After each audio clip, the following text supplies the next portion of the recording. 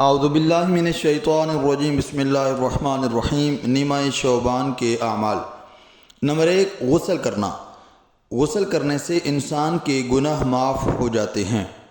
Number 2، نماز اور دعا و استغفار کے لیے شب بیداری کرے۔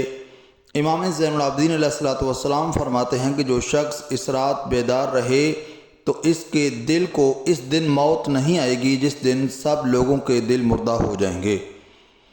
نمبر 3، اس رات کا بہترین عمل یہ ہے کہ زیارت امام حسین علیہ الصلوۃ والسلام کی تلاوت کی جائے۔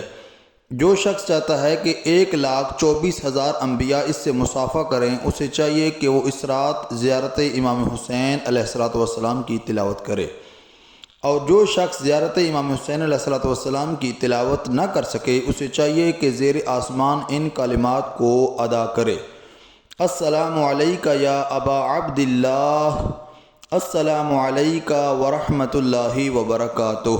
ان تسبیحات کی 100 مرتبہ تلاوت کریں۔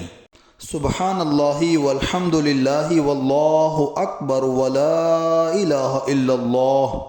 ان تسبیحات کی تلاوت کرنے سے اللہ تعالیٰ انسان کے پچھلے گناہ معاف فرما دے گا اور دنیا و آخرت کی حاجات پوری فرمائے گا۔ نمبر 4، امام جعفر صادق علیہ الصلوۃ والسلام نے فرمایا کہ اس رات نماز عشاء کے بعد 2 رکعت نماز اس طرح پڑھی جائے کہ اس کی پہلی رکعت میں سورہ الحمد کے بعد سورہ کافرون اور دوسری رکعت میں سورہ الحمد کے بعد سورہ توحید کی تلاوت کی جائے، اور نماز مکمل کرنے کے بعد 33 مرتبہ سبحان اللہ، 33 مرتبہ الحمدللہ اور 34 مرتبہ اللہ اکبر کہے، اور اس کے بعد مفات الجنان میں منقول دعا پڑھی جائے۔ نمبر 5، نماز جعفر طیار بجا لائے۔ اس کا طریقہ مفات الجنان سے ملاحظہ فرمائیں۔